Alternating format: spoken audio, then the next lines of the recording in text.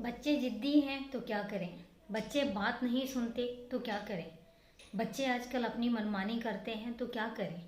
बच्चे हर चीज़ के लिए जो चीज़ देखते हैं उस चीज़ के लिए जिद करते हैं। समझ नहीं आता क्या करें। बहुत सारे सवाल हमारे मन में गूंजते हैं और बहुत सारे सवालों के जवाब हमारे पास नहीं होता। हम बच्चों की जिद को टैकल कैसे करें। इन सब चीज़ों के और इन सब सवालों के जवाब हम आपके साथ लेकर आए हैं, मैं आपके साथ लेकर आई हूँ। तो दोस्तों, वेलकम टू माय चैनल ज़िंदगी का मूल मंत्र। और आज हम बात करेंगे बच्चों की जिद। बच्चे जिद्दी बनते कैसे हैं। दोस्तों, बहुत सिंपल सा होता है। कभी कोई पेरेंट्स अपने बच्चों की परवरिश कभी गलत नहीं करते। वो हमेशा अपनी तरफ से 100% लगाते हैं बच्चों की परवरिश करने में। वो हमेशा कोशिश करते हैं कि बच्चों के लिए हम हमेशा बेस्ट करें, और वो करते भी हैं। अपने लेवल पर हर पेरेंट्स अपने बच्चे के लिए बेस्ट करते हैं, लेकिन कहीं ना कहीं एक कमी रह जाती है कि बच्चे, एक सवाल आता है हमेशा कि आखिर ऐसा क्यों होता है कि बच्चे जिद्दी बन जाते हैं। कई बार बच्चे, चलो नेसेसरी चीज़ें जो हैं उनके लिए जिद करते हैं, समझ में आता है। कई बार ऐसी चीज़ों के लिए बच्चे जिद करने लग जाते हैं जो उनकी एज के लिए सही नहीं है। ऐसी सिचुएशन में हम हमेशा एक बात पूछते हैं कि आखिर हम ऐसी सिचुएशन में क्या करें। अगर बच्चा अननेसेसरी चीज़ों की जिद करने लग जाए, और जिद तो ठीक है, अगर बच्चा जिद के लिए, कई बार मैंने देखा है कि बच्चे जिद करते करते कभी ज़मीन पर लौट जाते हैं, कभी बहुत ज़्यादा रोना शुरू कर जाते हैं, कभी आउट ऑफ कंट्रोल हो जाते हैं। और उस सिचुएशन में बड़ी एम्बेरसिंग सिचुएशन ये होती है कि बच्चा टैकल नहीं होता। तो आज अगर ऐसे सवालों के साथ अगर आप भी उलझ रहे हैं तो आज मैं आपको उन सब सवालों के जवाब लेकर आई हूँ। दोस्तों, बच्चे जो होते हैं ना, ये भगवान का रूप। हम हमेशा कहते हैं बच्चे भगवान का रूप होते हैं और बच्चे कोरा कागज होते हैं। बच्चों को टैकल करने के 2-3 तरीके होते हैं। सबसे पहला, बच्चों को कभी भी, कितना भी बड़ी मिस्टेक क्यों ना कर जाए, बच्चों को कभी मारिए मत, उस पर कभी हाथ मत उठाइए। बच्चों को अगर गुस्सा करना है तो एक बार गुस्सा करिए और उसके बाद उनको बैठ के समझाइए। इन 2 चीज़ों से क्या होता है, अगर आप बहुत ज़्यादा गुस्सा करेंगे बच्चों पर, इसका भी साइड इफ़ेक्ट पड़ता है, क्योंकि बच्चे डरने लग जाते हैं। जब बच्चे डरने लग जाते हैं तो बच्चे हमसे बातें छुपाने लग जाते हैं। आज वो बच्चे हैं, कल वो बड़े होंगे, बहुत सारी चीज़ें वो सीखेंगे और घर के बाहर बहुत सारी चीज़ें वो देखेंगे। लेकिन अगर वो देखते हैं और अगर वो किसी और से सवाल करते हैं, किसी और से जवाब पाते हैं, तो वो जवाब पता नहीं कैसा होगा, क्योंकि पेरेंट्स से अच्छा जवाब और कोई नहीं दे सकता। पेरेंट्स से अच्छा और उनको कोई नहीं समझा सकता। लेकिन बाहर वो किस तरीके से अपनी क्यूरियोसिटी को सेटिस्फाइड करते हैं ये नहीं पता, कहाँ उनको कौन सिखाता है। इसलिए सबसे पहला यही करिए कि अगर आप बच्चों को डांटते हैं, डांटिए, लेकिन उसके बाद आपने किस बात पे उनको डांटा है वो बात ज़रूर उनको समझाइए। और जहाँ बात रहती है मारने की, बच्चों पर कभी हाथ मत उठाइए।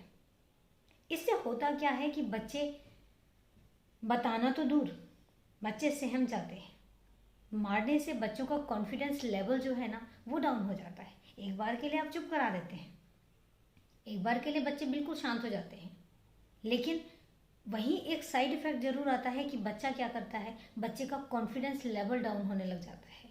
क्योंकि मार जो है ना, मार आपने अक्सर देखा होगा, हम कहते हैं मार से बच्चे मतलब सुधर जाते हैं। खैर आजकल तो बहुत सारी चीज़ें हैं, सिनेरियो बहुत चेंज हो रहे हैं, लेकिन बहुत मतलब पहले जो मैं सुनती होती थी वो हमेशा एक चीज़ आती थी कि बच्चों को, ज़्यादा बच्चे अगर वो करते हैं तो बच्चों को 2 लगाओ, अपने आप शांत होकर बैठ जाएंगे। लेकिन उससे नुकसान होता है, फ़ायदा तो कम होता है, नुकसान ज़्यादा होता है। आजकल दौड़ दौड़ धूप भरी ज़िंदगी है, आजकल एक नई टेक्नोलॉजी वाली ज़िंदगी, आजकल एक नए कंपटीशन वाली ज़िंदगी है। उस ज़िंदगी में बच्चों का कॉन्फिडेंस अगर बिल्डअप रहता है तो बच्चे कुछ भी सीखने और समझने की सिचुएशन में रहते हैं। लेकिन वही अगर हम बच्चों को मार के उनको चुप करा देंगे तो बच्चा कहीं ना कहीं एक चीज़ दिमाग में ले आता है कि अगर वो कुछ करेगा तो उसको मार पड़ेगी। ये साइकोलॉजिकली बच्चे सोच जाते हैं। लेकिन अगर आप उनको बहुत प्यार से, वो कितनी कैसी भी गलती क्यों ना करें, अगर आप उनको प्यार से समझाएंगे, देखिए गलतियां हर किसी से होती हैं, मुझसे भी होती हैं, आपसे भी होती हैं, हर किसी से होती हैं। लेकिन अगर उनसे गलतियां होती हैं तो उन्हें बिठाइए और समझाइए, क्योंकि ये कोरा कागज है, वो जो कुछ अपने कोरे कागज़ पे लिख रहा है ना, वो उसकी ज़िंदगी भर के लिए है। तो अगर आप चाहते हैं कि बच्चा सिर्फ अच्छी अच्छी चीज़ें ही लिखे, तो उसके लिए आपको उसे बिठाकर समझाना पड़ेगा। उसके उस कोरे कागज़ में लिखने में आपको भी उसकी मदद करनी पड़ेगी। उसको भी ये चीज़ समझनी होगी कि आप उसके बेस्ट फ्रेंड हैं। तीसरी बात, आप अपने बच्चों के बेस्ट फ्रेंड बन जाइए। आप उनको ये एहसास कराइए कि आप उनके बेस्ट फ्रेंड हैं। और उसके लिए आपको क्या करना पड़ेगा? उसके लिए आपको सिंपल सा एक काम करना पड़ेगा कि जब भी बच्चा आपसे बात करने आता है, स्कूल की हो सकती है, सर्कल की हो सकती है, फ्रेंड्स की हो सकती है, घर की भी हो सकती है, या कई बार बच्चे बहुत सारे सवाल लेकर आते हैं। हम कई बार बोर हो जाते हैं, यार क्या सवाल पूछते हैं बच्चे, बेटा प्लीज़ अभी आप जाओ, इस टाइप से हम उनको चुप करा देते हैं और वो साइड हो जाते हैं। होता क्या है कि धीरे धीरे वो बताना, उसके बाद वो क्वेश्चन करना, ये सारी चीज़ें बंद कर देते हैं। अब क्वेश्चन तो उनके दिमाग में आ ही रहे हैं ना, तो या तो वो क्वेश्चन को अपने बिल्कुल ही दबा देंगे, या फिर वो कहीं और से पूछेंगे। पूछेंगे तो सही ना। इसलिए वो जैसा भी क्वेश्चन क्यों ना लेकर आए, उनके क्वेश्चंस का जवाब दीजिए। सवाल कैसा भी हो, अपने तरीके से जवाब दीजिए, और वो जवाब दीजिए जो उसकी एज के लिए बिल्कुल सही है। आप जिस लेवल पे समझाना चाहते हैं आप समझाइए, उनके बेस्ट फ्रेंड बन जाइए, ताकि वो कोई भी बात हो। आजकल स्कूल में बहुत सारी चीज़ें होती हैं, बहुत सारी चीज़ें हम सुनने को मिलती हैं। मैं किसी का नाम नहीं लेना चाहूँगी, लेकिन बहुत सारी चीज़ें जो अच्छी भी होती हैं और बहुत सारी चीज़ें जो बुरी भी सीखते हैं बच्चे। तो अगर बच्चा आकर आपको बताता है कि मेरे आज स्कूल में ये हुआ, आप सारी चीज़ें छोड़कर उसको कम से कम थोड़ी देर सुनिए, उससे पूछिए कि आज आपके स्कूल में हुआ क्या। ये बहुत छोटी छोटी चीज़ें हैं जो बच्चे के लिए बहुत इम्पॉर्टेंट है। जहाँ पर बच्चा, अगर सपोज दैट आपके घर में कोई प्रॉब्लम चल रही है, उससे पूरी बात डिस्कस मत कीजिए, लेकिन उससे डिस्कस कीजिए। उसको ये एहसास कराइए कि आपके घर में कोई प्रॉब्लम चल रही है। सपोज दैट आप अभी अफोर्ड नहीं कर पा रहे हैं, या होता है जैसे कोविड के बाद बहुत सारी फैमिलीज़ में फाइनेंशियली क्राइसिस बहुत आए हैं। तो अगर फाइनेंशियली क्राइसिस भी हैं तो बच्चे के साथ ये डिस्कस कीजिए। अगर बच्चा कोई चीज़ डिमांड कर रहा है, आपको पता है कि आप उसको नहीं दे पा रहे हैं, हर चीज़ बच्चे को नहीं दे सकते। और मैं कहती हूँ अगर सपोज फाइनेंशियल क्राइसिस नहीं भी आया, तो जो आपका फाइनेंशियल स्टेटस है, कई बार बच्चा बाहर देखता है तो वो फाइनेंशियल स्टेटस से भी आगे की चीज़ें मांग लेता है। आप उसको बिठा के समझाइए, आप दे सकते हैं या नहीं दे सकते। दे सकते हैं तो क्यों दे सकते हैं, और नहीं दे सकते तो क्यों नहीं दे सकते, और अगर दे सकते हैं तो कब दे सकते हैं। तो ये छोटी छोटी सी चीज़ें हैं, ये स्टेप बाय स्टेप अगर बच्चों के साथ की जाए तो मैं गारंटी के साथ कहती हूँ कि बच्चा जिद्दी नहीं बनेगा, या अगर वो जिद्दी है तो वो समझने की धीरे धीरे कोशिश करेगा। कभी भी कोई चीज़ अचानक नहीं आती है, ये धीरे धीरे आती है। अगर वो जिद्दी बना है तो वो धीरे धीरे ही बना होगा, वो एकदम से नहीं बना होगा। कहीं ना कहीं उस पर ध्यान नहीं दिया गया है। तो अगर आज वो जिद्दी बना है तो उसको जिद्दी बनने के बाद उसको सुधारने में भी टाइम लगेगा। ये प्रोसेस बहुत लंबा हो सकता है, लेकिन उस प्रोसेस के लिए आपको भी तैयार रहना पड़ेगा।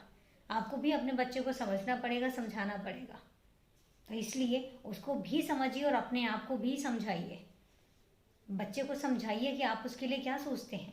एक जो कन्वर्सेशन है ना एक दूसरे के साथ में, वो होनी ज़रूरी है। पेरेंट्स और बच्चे के बीच में एक जो ट्रांसफ़र है, बातों का जो ट्रांसफॉर्मेशन है वो होना चाहिए, और कंटिन्यूसली होना चाहिए, डेली होना चाहिए। ये डेली प्रोसेस में होना चाहिए, ताकि एटलीस्ट एक दूसरे के साथ जब हम कन्वर्सेशन करेंगे तो बच्चों को आपकी बात समझ में आएगी और आपको बच्चों की बात समझ में आएगी। हमेशा बच्चों के साथ रहिए, और यकीन मानिए बच्चा अपनी जिद छोड़ने लग जाएगा।